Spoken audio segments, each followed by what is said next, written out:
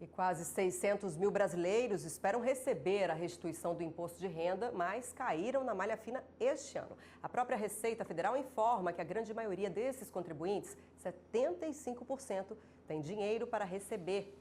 E para falar mais sobre o imposto de renda, está aqui comigo no Jornal da Justiça o advogado Leandro Porto. Boa noite, doutor. Muito bem-vindo. Obrigado pela participação. Primeiramente, vamos falar sobre esse tópico, né? A malha fina. Por que as pessoas, o contribuinte, cai na malha fina? Os principais motivos? Bem, como se trata de um imposto por homologação, em que o fator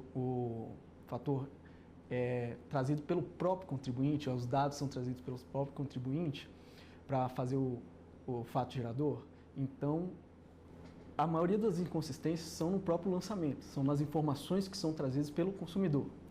Em regra, as três mais comuns são inconsistências de preenchimento. O sistema da Receita Federal, embora ele seja muito autoexplicativo, é bastante comum que as pessoas preencham as abas ou descrevam as questões em abas erradas e façam preenchimentos errados. O segundo mais comum é a questão da inconsistência entre a fonte pagadora e a fonte recebedora. É o caso, que é um dos mais graves, em que o contribuinte ele declara receber um valor menor e a fonte pagadora, seja o empregador, seja a quem ele prestou o serviço, declara um valor maior. Um terceiro aspecto que também é muito comum é a questão de recibos para abatimento.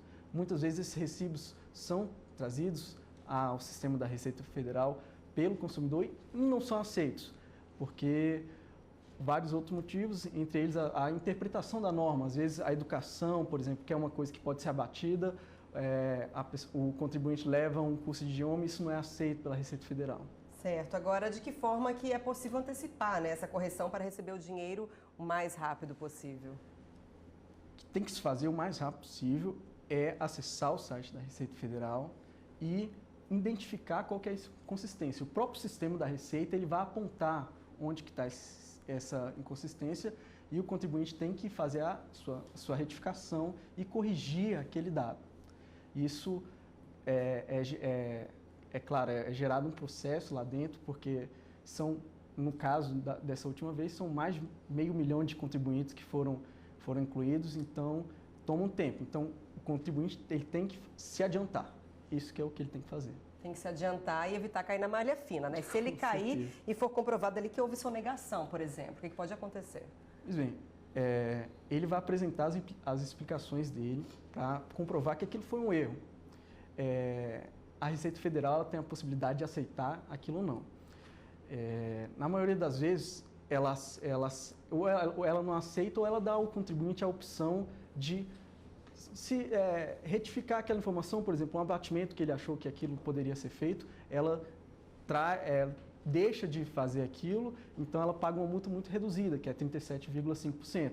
O que acontece na maioria das vezes é que se isso for contestado, e for constatado uma sonegação, a multa pode chegar até 300%, e aí vai ser gerado um auto de infração em que a pessoa vai ter que procurar um advogado para se defender administrativamente. Ou seja, muita dor de cabeça, né?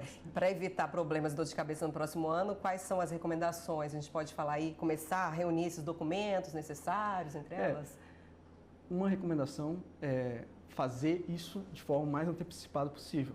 As pessoas deixam muito para a última hora fazer o seu imposto de renda e uma outra recomendação é sempre procurar um profissional qualificado para isso. Embora seja um imposto que como a natureza dele é por homologação, em que o próprio contribuinte traz as suas informações, é muito importante estar acompanhado de um profissional capacitado, justamente para não cair nessas pegadinhas, nessas pequenas interpretações que no futuro, por mais que você retifique, o simples fato de ter caído na malha fina vai fazer com que você receba esse dinheiro muito posteriormente. Tá certo. Doutor Leandro Porto, muito obrigada pela participação do senhor aqui no Jornal da Justiça.